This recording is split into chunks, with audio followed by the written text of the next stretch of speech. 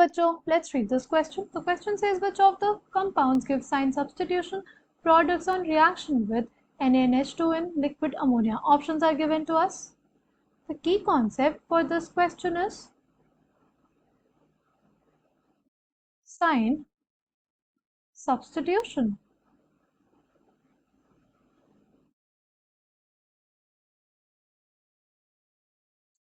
Basically हमारे पास characteristic reaction होती है किसकी, ऐसे बेंजीन सिस्टम की जिसपे क्या लगा हो, एक अच्छा leaving group like halogens, right.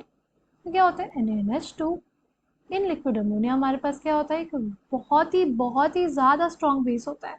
NH2 minus क्या करता है, NH2 माइनस एब्स्ट्रैक्ट करता है जो हमारा क्लोरीन है ना, या जो भी हमारा हैलोजन होगा उसके रिस्पेक्ट, उसके जो ऑर्थो पोजिशन पे जो हाइड्रोजन होगा उसको अब्स्ट्रैक्ट करेगा, उसको अब्स्ट्रैक्ट करके क्या बना लेगा, उसको अब्स्ट्रैक्ट करके हमारे पास जनरेट करेगा एक कार्बन आयन। यहाँ पे जो क्लोरीन है ये एक अच्छा लिविंग ग्रुप है, तो ये इलेक्ट्रॉन डेंसिटी को जैसे मूव करेगी और क्लोरीन बाहर हो जाएगा।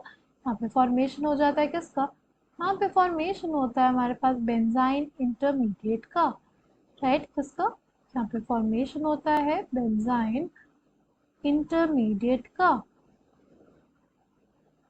ये जो बेंजाइन इंटरमीडिएट है उसका उसके ऊपर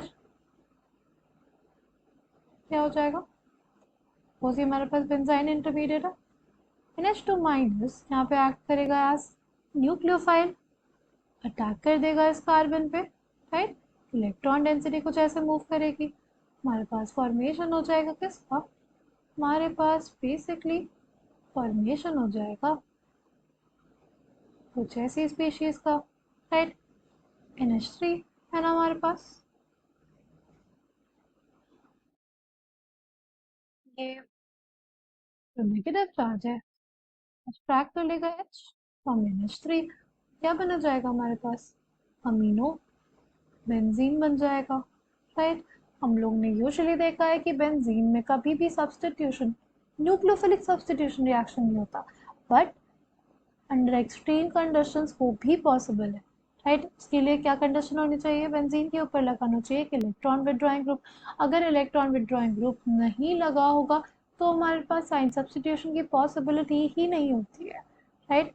साइन सब्स्टिट्यूशन के लिए क्या ज़रूरी है, साइन सब्स्टिट्यूशन के लिए ये ज़रूरी है कि हमारे जो रिंग है उसके ऊपर क्या लगा रहे, एक अच्छा लिविंग ग्रुप लगा रहे, और रिंग ऑलरेडी बहुत ज़्यादा क्या है, इलेक्ट्रॉन रिच है।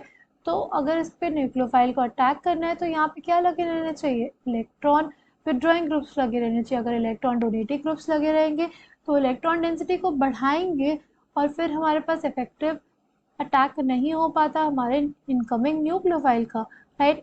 अगर हम लोग अपने ऑप्शंस देखें तो इसमें तो पॉसिबल है हमारे पास साइन सब्स्टिट्यूशन, राइट। यहाँ पे CF3 है, CF3 क्या लगाएगा, ये लगाएगा माइनस आई इफेक्ट, राइट। ये बेसिकली इलेक्ट्रॉन विड्रॉइंग इफेक्ट लगाएगा, यानी इसके केस पे भी हमारे पास साइन सब्स्टिट्यूशन होने की पॉसिबिलिटी है।